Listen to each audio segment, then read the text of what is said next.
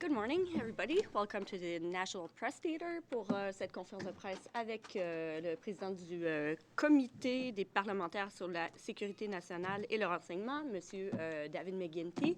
Et on a également avec nous la directrice générale du secrétariat de ce comité-là, qui est Rennie Marcoux. We'll start with a statement from Mr. McGuinty and then open the floor to questions. Mr. McGuinty, à vous. Thank you very much, Melanie. Merci. Good morning, ladies and gentlemen. Bonjour, Monsieur, Dame. Thank you for joining us. With me, as has just been mentioned, is Rennie Marcoux, the Executive Director of the Secretariat. Earlier today, two reports of the National Security and Intelligence Committee of Parliamentarians, or NSICOP, were tabled in Parliament. Our second annual report and a special report on defence intelligence. These reports were submitted to the Prime Minister on August 30th, 2019. They are the result of the dedicated work of my colleagues on the 2019 committee, senators and members of Parliament alike from all major parties and groups. I want to personally thank Senators Francis Lincoln, Percy Down and Vern White, and members of Parliament Emmanuel Dubourg, Diane Finlay, Hedy Fry, Goody Hutchings, Rob Nicholson, Murray Rankin, and Brenda Shanahan for their extremely hard work. Depuis les élections fédérales, nous avons un nouveau comité, composé de certains des anciens membres et de quelques nouveaux visages. Nous sommes déjà à la tâche et nous avons hâte de présenter notre plan de travail pour 2020 en temps opportun. C'est un réel privilège de faire partie de cet important comité impartial au nom de nos collègues du Parlement et de tous les Canadiens. As I've said before, these reports are intended to contribute to an informed and mature debate on the difficult challenges of providing security and intelligence organizations with the exceptional powers necessary to identify and counter threats to the nation, while at the same time ensuring that their activities continue to respect and preserve our democratic rights. Please note that NSICOP and its Secretariat has also indicated that it remains available to brief parliamentarians on both reports if and when requested. The mandate of NSICOP is to review the overall framework for national security and intelligence in Canada, to examine any activity that is carried out by any department that relates to national security or intelligence, and to review any matter relating to national security or intelligence that may be referred to the committee by a minister. Before members are appointed to the committee, they must all obtain a top-secret clearance and swear an oath of office. Members are permanently bound to secrecy under the Security of Information Act, and in the context of NSICOP's work, they waived their parliamentary privilege. These security requirements allow the committee to have access to highly classified information necessary to fulfill its mandate and to conduct reviews. C'est la première fois dans l'histoire du Canada qu'un comité de parlementaires a accès à de tels renseignements. Cela veut également dire que nos réunions ne sont pas ouvertes au public et qu'elles ne sont pas télévisées comme le sont celles des autres comités de parlementaires. The reports tabled today are the revised versions, absent information deemed injurious to national security, to national defense, to international relations, or to solicitor-client privilege. Revisions are marked in the text of the reports, and where possible, we offer an unclassified summary of the information that was redacted. In total, the annual report makes 19 findings and 8 recommendations to the government. The special report makes 4 findings and 3 recommendations to the government. Let's begin by discussing the committee's 3 substantive reviews in the annual report. Turning to the first, diversity and inclusion in the security and intelligence community. A diverse workforce is made up of individuals with an array of identities, abilities, perspectives, and experience.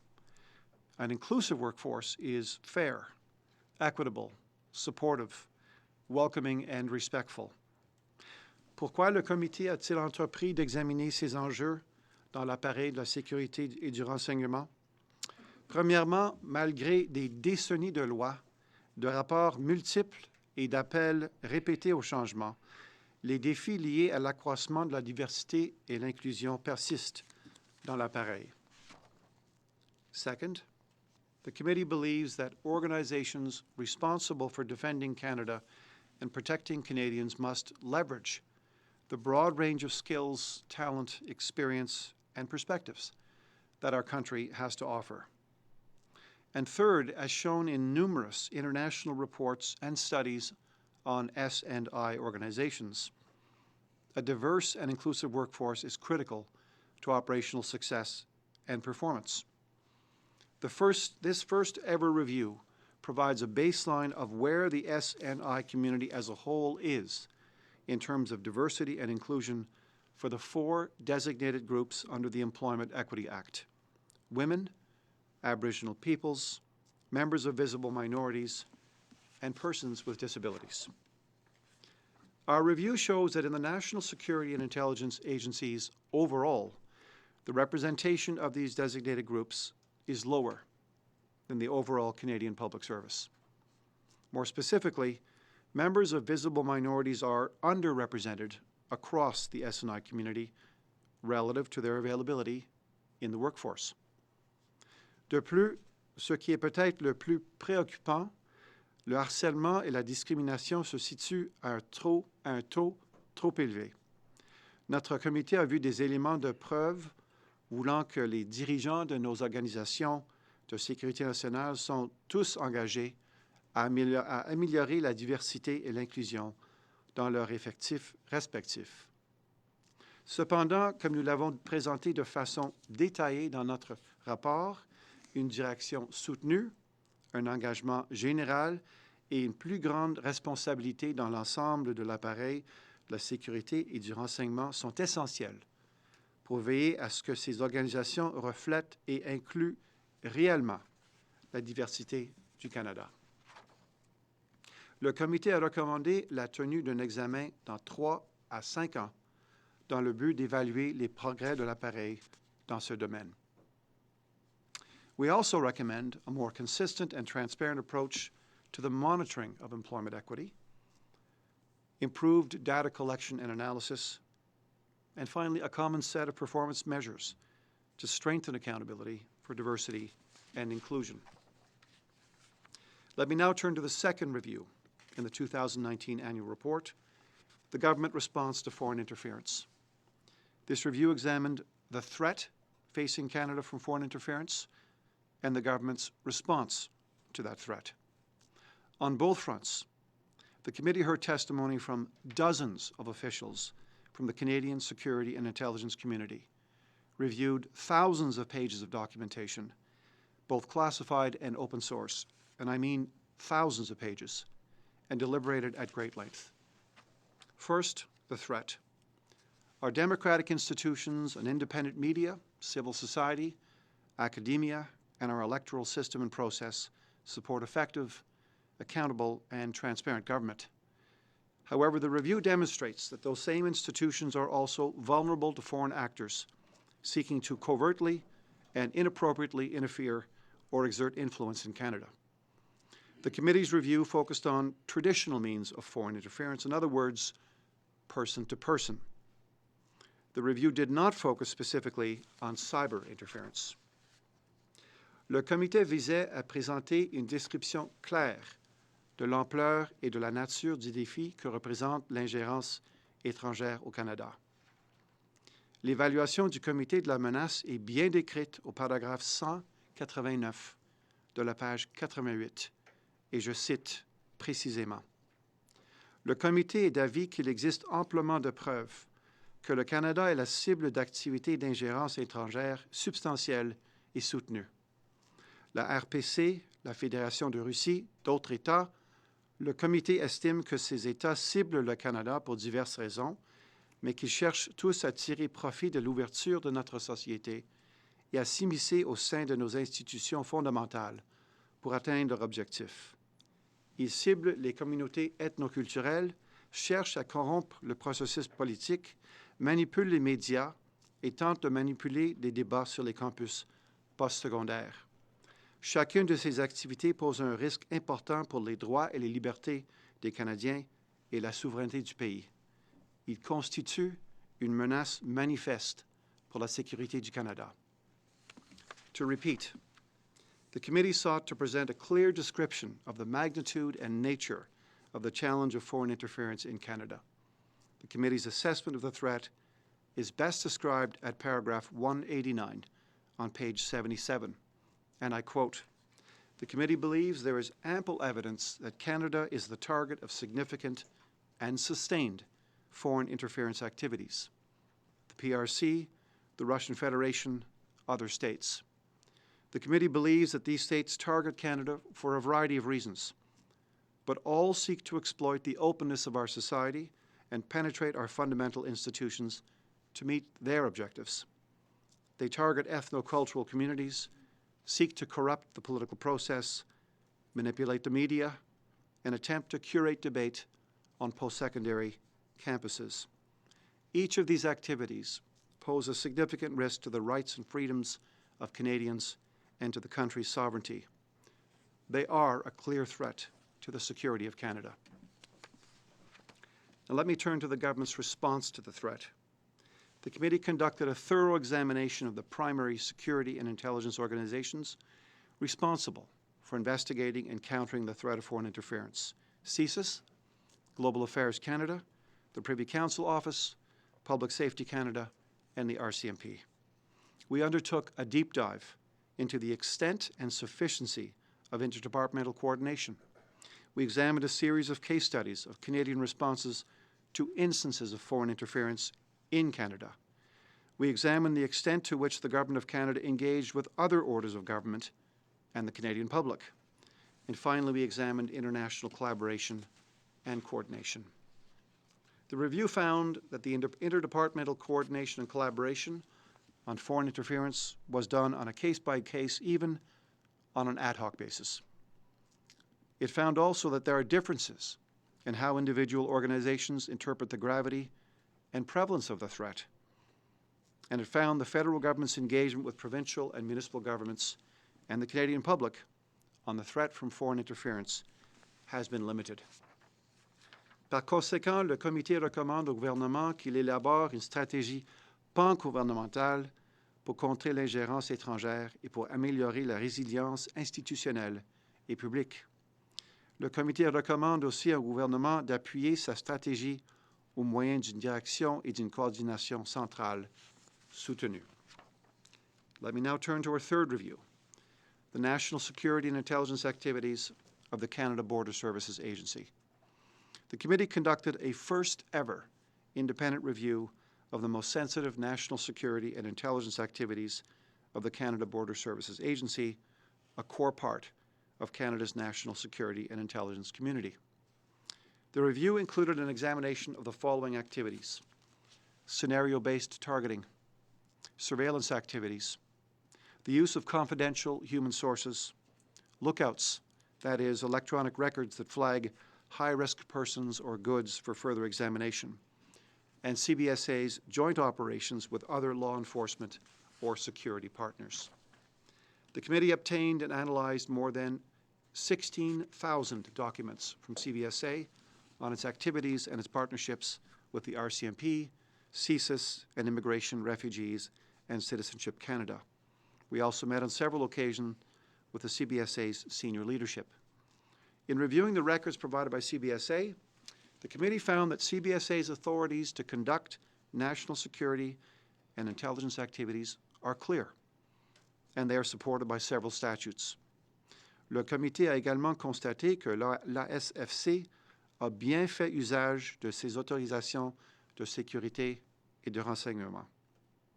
Nous sommes convaincus que l'ASFC a instauré des directives, des politiques et des procédures normales d'exploitation officielle qui cernent les risques et donnent les mesures d'atténuation connexes. Cependant, l'ASFC ne dispose pas d'instructions du ministre sur la tenue de ses activités sensibles de sécurité nationale et de renseignement. Cela ne correspond pas aux pratiques au SCRS et à la GRC, et selon le comité, représente une lacune en matière de responsabilisation ministérielle. En conséquence, le comité recommande que le ministre de la Sécurité publique et de la Protection civile fournisse des directives officielles à l'ASFC sur la conduite d'activités sensibles relatives à la sécurité nationale et au renseignement. This concludes the reviews contained in the annual report. Turning now to the committee's special report on the collection, use, retention, and dissemination of information on Canadians in the context of intelligence activities conducted by the Department of National Defence and the Canadian Armed Forces. I will refer henceforth to both of these entities simply as D&D. This special review resulted from the committee's 2018 review of D&D's defence intelligence activities.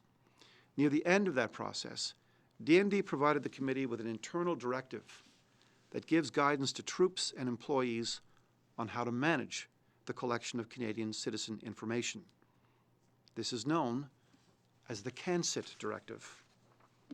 The committee did not have sufficient time to analyze that directive and instead concluded that a special review was important for three key reasons. One, the collection of information on Canadians is clearly a critical and sensitive issue.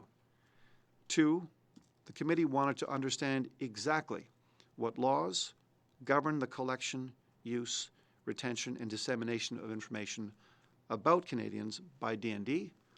And three, the committee wanted to assess whether or not the practical application of this directive gave rise to any legal and/or operational risks. Pour résumer, voici les conclusions que le comité a tirées. Le comité a conclu que la directive fonctionnelle CANCIT n'était pas suffisamment claire. D'un côté, en 2018, le MDN a affirmé ne pas prendre pour cible les Canadiens dans ses activités du renseignement de défense. Toutefois, en première lecture, il semble que la directive fonctionnelle CANCIT, que vous trouverez en annexe A du rapport spécial, autorise exactement cette activité. En raison de cette contradiction manifeste, le comité recommande que le MDN abroge la directive fonctionnelle CANCIT. En fait, le comité va plus loin. Il demande que le MDN collabore avec le commissaire à la protection de la vie privée pour revoir toutes ces directives relatives au renseignement de défense et ses instruments stratégiques connexes. What else did the committee find? It found, and I want to be very clear here, that D&D believes that the Privacy Act does not apply to its overseas operations. As a result, the committee formed an opinion that D&D defense intelligence activities conducted as part of overseas operations may not be in compliance. Let me stress again, may not be in compliance with the Privacy Act, which led the committee to refer this matter to the Attorney General in accordance with its obligation under Section 31.1 of the NSICOP Act, our enabling legislation, which reads as follows. The committee must inform the appropriate minister and the Attorney General of Canada of any activity that is carried out by a department and is related to national security and intelligence, and that, in the committee's opinion, may not be in compliance with the law. The committee also calls on the Minister of National Defence to ensure the department complies with the letter and spirit of the Privacy Act in all of its defence intelligence activities, whether they're conducted in Canada or abroad. As part of this review, the committee again examined D&D's reliance on the Crown prerogative as the legal basis for defence intelligence activities. During this examination, D&D stated that it is their belief that an exercise of the Crown prerogative could, in the future, provide them with the authority to direct their intelligence activities at Canadians. The committee considered this matter very carefully and concluded that the Crown prerogative may not prove to be an adequate source of authority to undertake such activities. In fact, this analysis reinforced and indeed strengthened the committee's 2018 assessment and recommendation that defence intelligence activities require a formal statutory basis. This is why the committee recommends that the Minister of National Defence introduce legislation governing defence intelligence activities. Pour conclure, le comité tient à remercier toutes les organisations et les représentants qui ont participé à ces examens. The committee wishes to thank all organizations and officials involved in this series of reviews. I would be remiss if I did not mention that the committee faced some challenges in getting information from certain departments that it deemed relevant to its work. These challenges are described in the foreword to the annual report, and I have discussed them at length with the Prime Minister. We are presently following up with the Prime Minister's National Security and Intelligence Advisor, and we look forward to enhanced cooperation from all members of the security and intelligence community. And finally, with reference to both reports tabled today, it is the committee's sincerest hope that its findings and recommendations will help to make the national security and intelligence community more accountable and more effective. I now look forward to your questions. Thank you very much. Merci beaucoup. J'ai seulement 3 noms sur ma liste. Peut-être qu'il y en a que j'ai pas vu, mais on va commencer par, let's start with Kevin Gallagher, CTV, and the next one will be Murray Brewster from CBC. Just good morning, almost afternoon. Thanks for taking our questions. In terms of foreign interference and the recommendations, you talk about a whole of government approach, but obviously espionage is about as old as statecraft itself. So what's missing? What are the gaps right now that need to be addressed in the government's response to this sustained effort by numerous countries, including China and Russia, to spy on Canadians? The report goes to considerable length to lay out foreign interference under 2 key rubrics. One is a clear description of the threat, and the other is, perhaps most importantly, the government's response to that threat. That was the import of the review itself. So if you look at that section, that review, you will see that it lays out a whole series of different examples of tensions, challenges inside the federal government, challenges around understanding what foreign interference does or does not mean in one statute or another. But let's be clear on this. There is ample evidence, the committee believes, that Canada is the target of significant and sustained foreign interference activities. The committee also believes that these activities pose a significant risk to the rights and the freedoms of Canadians and to our sovereignty. They are a clear threat to the security of Canada. The government's response had not been examined at this strategic level ever before this review. So we're hoping that some of the recommendations and the direction that we're recommending the government take will lead to a more fulsome, more integrated, more centralized, more coordinated, and whole-of-government response. One of the things we do point to in the report is the example from Australia. Just recently, Australia launched its new counter-interference strategy. It also then created the post of the National Counter-Foreign Interference Coordinator, and then as recently as December 2019, backstopped it with a recently created task force to deal specifically with foreign interference in Australia and funded it to the tune of $90 million for a single task force. But specifically within the framework here, I mean, is there a lack of communication between? It seems that CSIS takes the lead on most of these files. Is there a lack of communication when it comes to the RCMP? And it seems that the CBSA, I know that they're covered in a different section of this report, but it does seem like there's a need for the CBSA to also have be more in the loop when it comes to the potential of foreign interference and within Canada's governance structures and institutions. You're right in pointing out that there needs to be enhanced cooperation, interdepartmental cooperation, integration, sharing of information, clarity when it comes to defining what foreign interference is or is not, better efforts at reaching out and engaging civil society actors, academic institutions, the Canadian public. All of these things are laid out in considerable detail in the review itself, which is why we're saying it's time for Canada to move forward and improve its cooperation at the governmental level. There needs to be more cooperation internal to the government and internationally as well.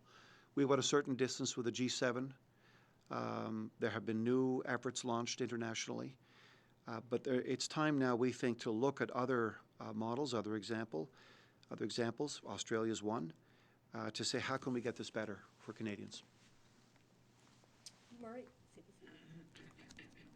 Given what we've seen south of the border in the 2016 election, I don't think many Canadians would necessarily be surprised by the fact that there are foreign actors, Russia and China as an example, that would be trying to interfere with our democracy.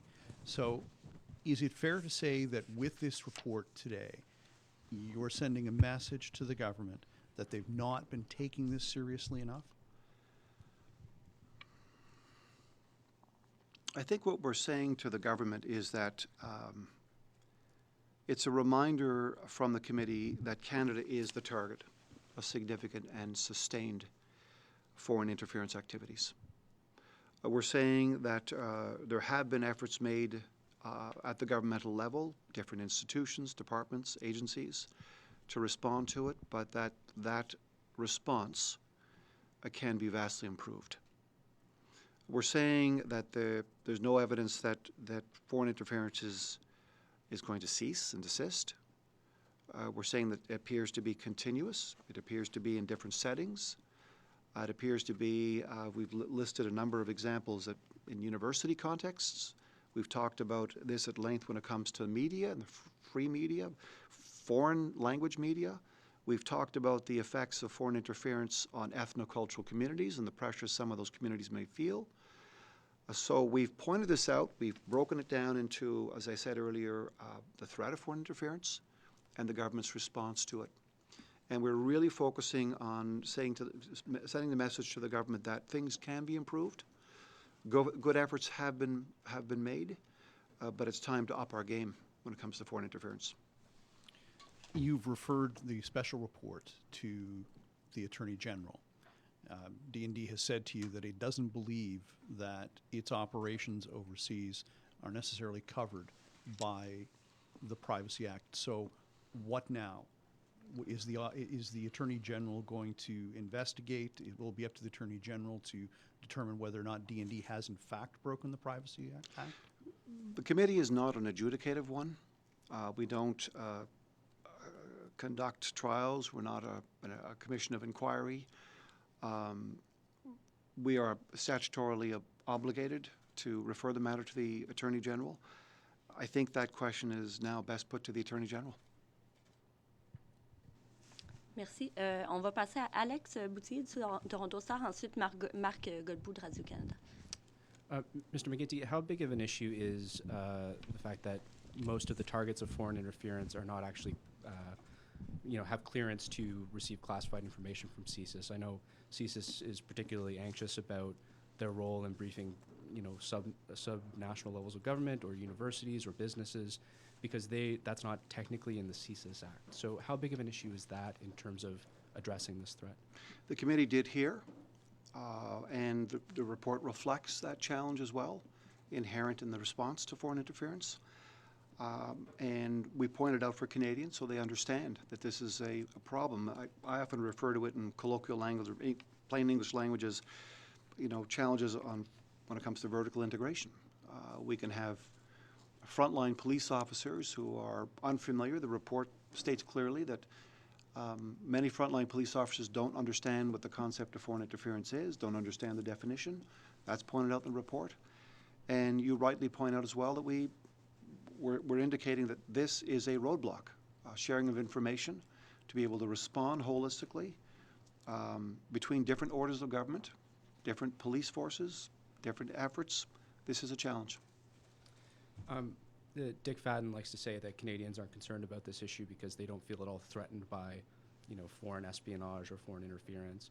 Can you put in concrete terms why, your average Canadian should be actually concerned about the effect, either in the short term, medium, or long term, of foreign interference? The report is replete with information and examples around the threat of foreign interference. As again, we've spoken about things that have taken place in Toronto school boards, university settings, ethnocultural communities, media settings. It's all there. And taken together, combined, the committee feels, to repeat myself, Canada is a target of significant and sustained foreign interference activities. And if Canadians... Évidemment, vous savez très bien comme moi que l'histoire nous a démontré que ça ne se fait pas du jour au lendemain, ce genre de stratégie-là, au niveau du gouvernement. En attendant, le Canada reste vulnérable ou très vulnérable?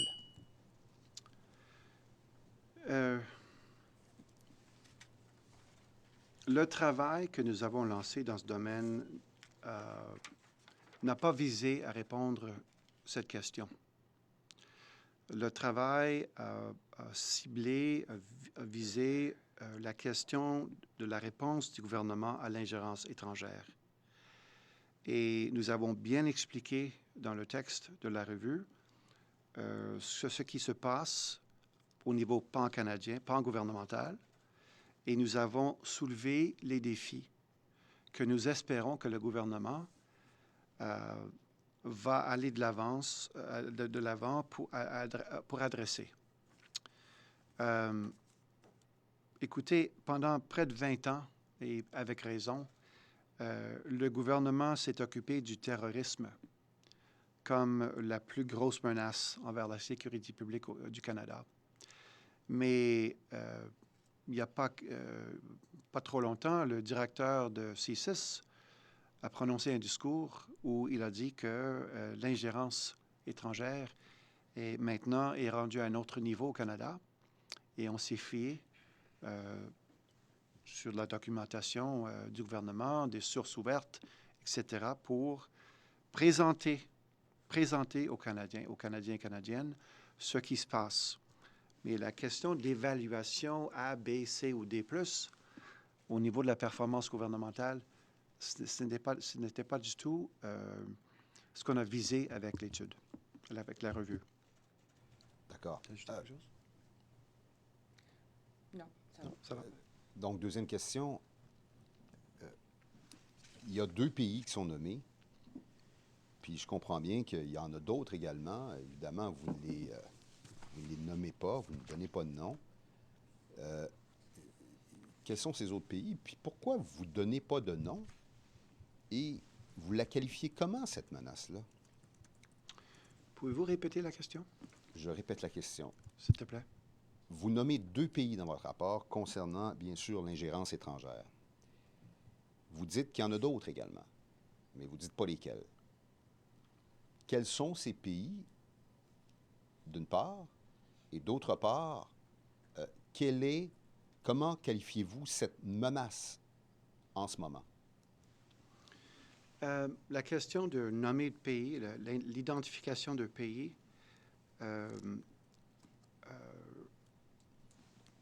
2 pays ont été nommés publiquement parce que le comité s'est fié sur des rapports dans les médias, dans les sources ouvertes, des études académiques, d'expériences de d'autres pays, des discours prononcés par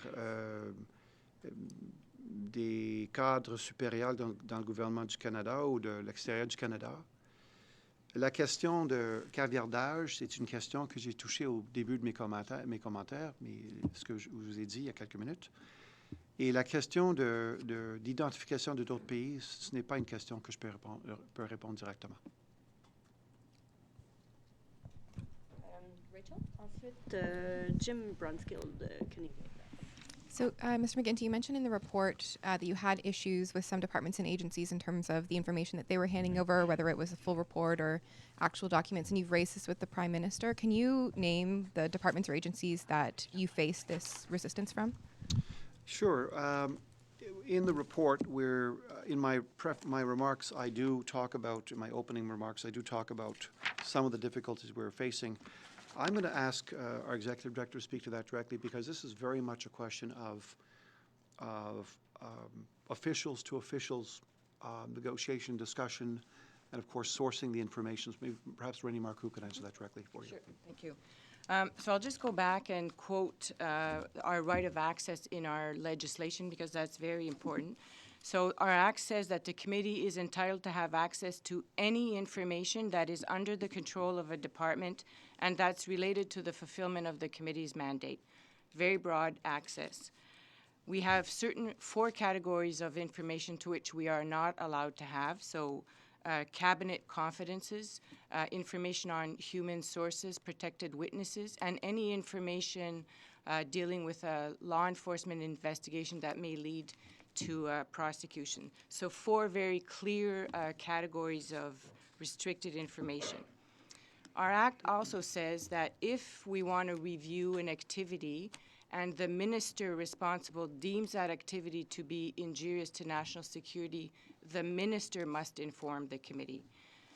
Under no circumstances in any of our reports to date have we received a letter from the minister advising us that a review would be injurious to national security. That said, and we do indicate in 2 reviews, the review on diversity and inclusion and the review on CANSIT, that we faced challenges in getting information that we deemed relevant to our studies. So in the CANSIT, it would be the Department of National Defense.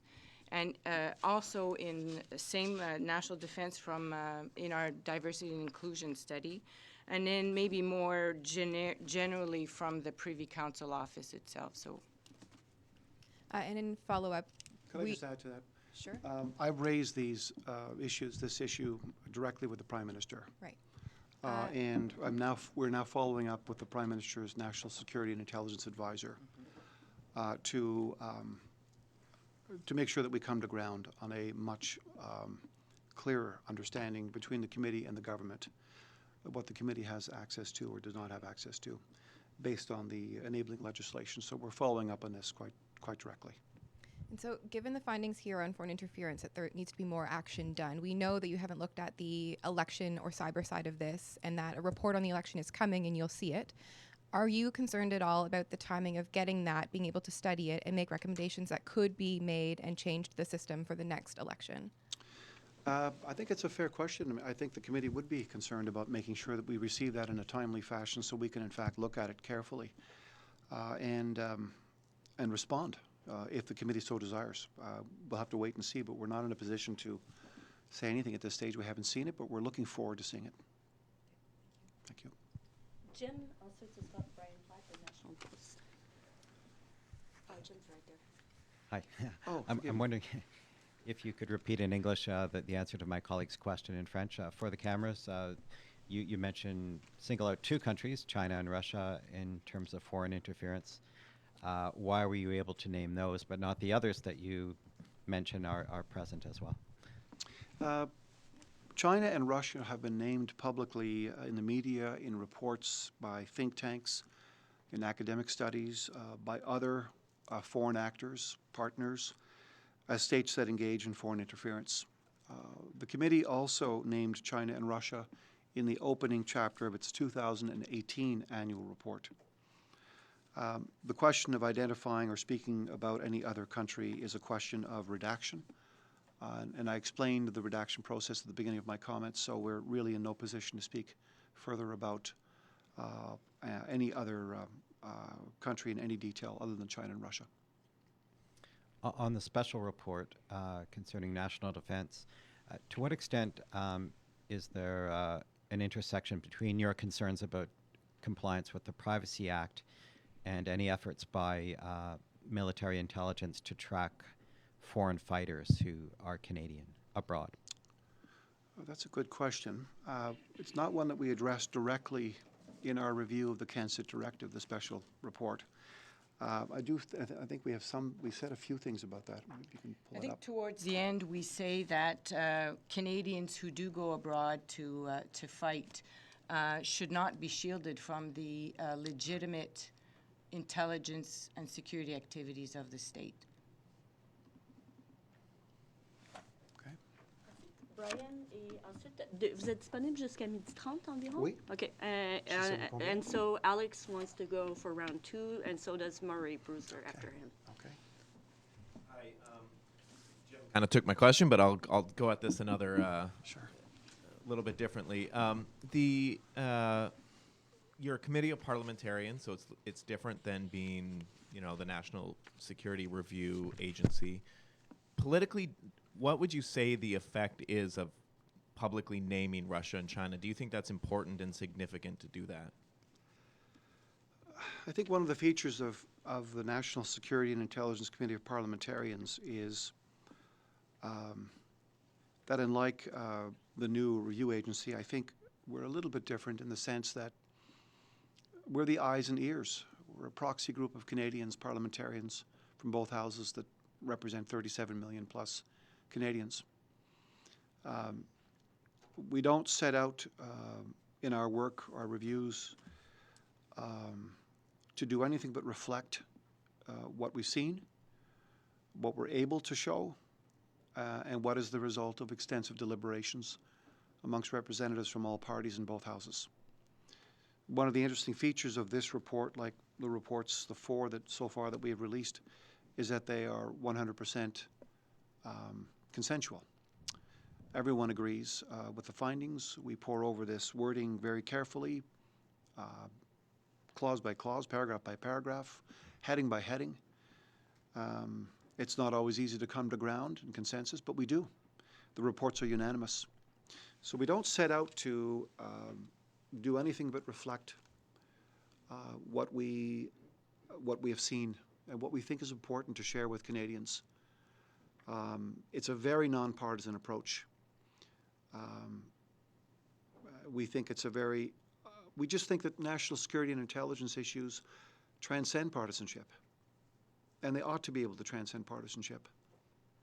So the question of knock-on effects of saying one thing or another in the report isn't the informing ethic of the committee. The informing ethic of the committee is how can we work for Canadians to try and improve the security and intelligence landscape in this country? How do we make sure that the powers they exercise are properly exercised, that they're resourced properly, that they're also counterbalanced with the protection of our charter rights, privacy, for example. So looking at the question of naming one country over another was not something that informed the work on this review. What informed the work on this review was, to what extent is our government responding? How well is the government responding to this threat of foreign interference? That's why it is a review on the response to foreign interference by the Canadian government. So we're hoping this is going to help lay it out for Canadians. Plain English, plain French. Everybody's capable of understanding this. Reading that this is a threat, this is what the government's doing, efforts have been made, but there's room for improvement. So our recommendations, which are unanimous, are very much about trying to improve our ability and the government's ability to respond. And I'm aware that you obviously can't get into details. Can you give any kind of ballpark about how many other countries we're talking about here? Is it a lot of other countries that engage in foreign interference in Canada? No, we're not allowed. I'm sorry, I can't speculate or get into that. Thank you. Thank you for trying. I'm sorry, I forgot. Okay, let's just give her a question first before we get back to you, Alex. Sorry. I'm very sorry about that. Given the details around how state actors are using their ethno-cultural communities, what do you want Canadians to take away from that, given there are obviously sensitivities and some of those communities already face a lot of stigma? I would say one of the most important messages the committee wants to impart about ethno-cultural communities is that they are targets. They are targets. And that's what concerns the committee. Their rights as Canadian citizens are targeted. Their freedoms are targeted. And we've laid out the kinds of activities that take place from different sources. So we're concerned. We're concerned about our fellow Canadians.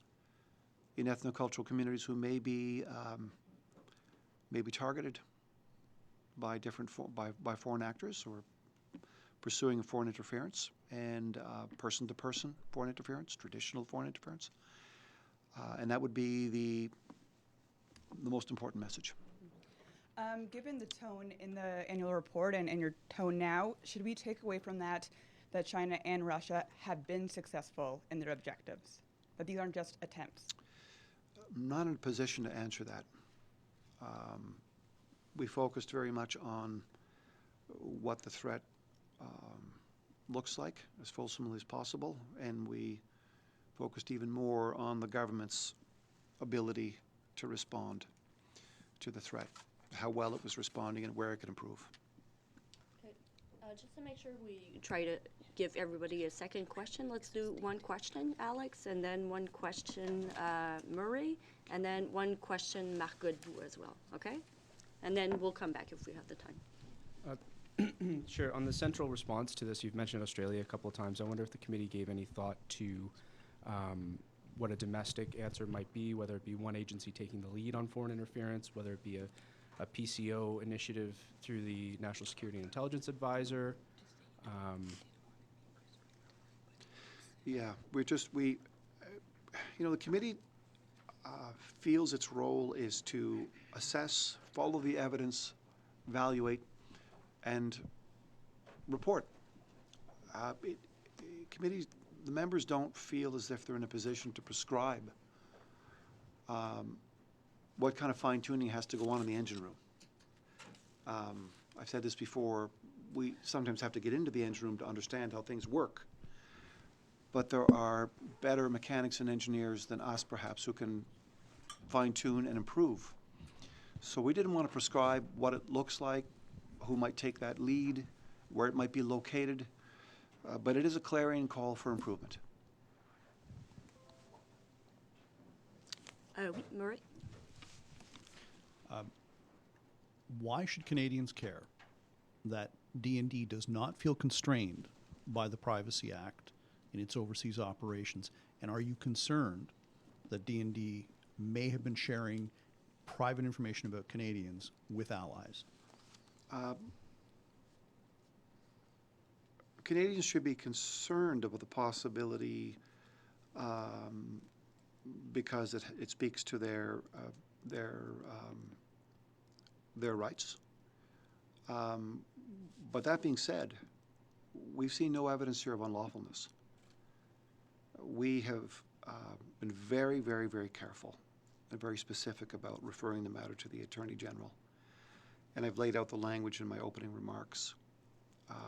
We're bound to do so. Just as we're bound to, maybe to go aside a little bit for a second, just as we're bound, I think, to call out the government if it's not prepared to share information with the committee. I remember Minister Goodale in the debate leading up to the creation of the National Security Committee saying quite frequently, and others shared this view, that if the committee for some reason wasn't getting access to the information it was entitled to receive under its statute, it could call out organizations, call out departments, just as we've done in this report today in writing and verbally. So we're not sure what the next steps are for the Attorney General, but we've done our job. It's up to the AG now to do his job. Marc Godbout, Radio-Canada. Je me suis mal exprimé tout à l'heure. Par rapport à la première question que je vous ai posée, je voudrais revenir là-dessus parce que vous dites, et vous l'avez dit tout à l'heure, que ça constitue, cette interférence-là, une menace manifeste pour la sécurité du Canada. Alors, la question, je vais vous la poser autrement, là, mais s'il n'y en a pas de stratégie pan-gouvernementale, hein, il n'y en a pas pour l'instant, ce que je comprends. Oui. Donc, s'il n'y en a pas de stratégie, est-ce que ça place le Canada en ce moment dans une position vulnérable ou très vulnérable? Donc, ce qu'on a expliqué dans le rapport, c'est qu'il y a des mesures en ce moment qui sont prises, mais les mesures sont au cas par cas sur une base ad hoc. Donc, il y a des mesures qui sont prises pour contrer l'ingérence étrangère. Nous, ce qu'on dit, c'est qu'il doit y avoir une stratégie puis une attention centralisée plus soutenue pour pouvoir contrer l'ingérence à un niveau plus stratégique à long terme, tenant compte de la menace sur la démocratie canadienne, les institutions fondamentales, donc les grandes questions. Oui, si vous me permettez, c'est parce que là-dedans, c'est un petit peu contradictoire. Puis je comprends que vous avez fait votre travail, puis que votre travail est très rigoureux. Mais à quelque part, vous dites que c'est pas nécessairement au niveau de toutes les agences qu'on perçoit la menace de la même manière. On n'a pas nécessairement la même définition de la menace. Et ça semble être un problème. Et s'il n'y en a pas de stratégie gouvernementale, ben on est toujours exposé à la même situation et au même risque, si je comprends bien. Alors, à ce moment-là, il est vulnérable ou très vulnérable, le Canada. Il y a toujours de la place pour des améliorations. Et c'est exactement ce qu'on dit dans le rapport. Il y a une réponse à l'ingérence étrangère. Il y a des façons dont le gouvernement répond. Il y a plusieurs agences, plusieurs ministères, plusieurs initiatives. Mais le rapport lance un appel pour améliorer la situation et procéder à une approche plus gouvernementale qui comprend les ministères, d'autres ordres de gouvernement, les acteurs de notre société civile, les collèges et universités, d'autres, parce qu'on est tous ensemble. Le pays doit répondre. Et le gouvernement a l'opportunité maintenant de procéder à améliorer la situation avec un plan, une stratégie plus compréhensive. Voilà ce qu'on dit dans notre rapport. Puis, si je peux Est-ce qu'on a- ajouter... Ah, ben oui, ouais. ben oui, certainement. Le comité est d'accord, c'est-à-dire que dans son examen, le comité présente l'ingérence comme un risque important à la démocratie canadienne et que c'est une menace manifeste pour la sécurité du Canada. Donc, on est d'accord avec vous. D'autres questions? Merci. Merci À la beaucoup. conférence Thanks, de presse. everyone. Merci. Thank you very much. Merci beaucoup.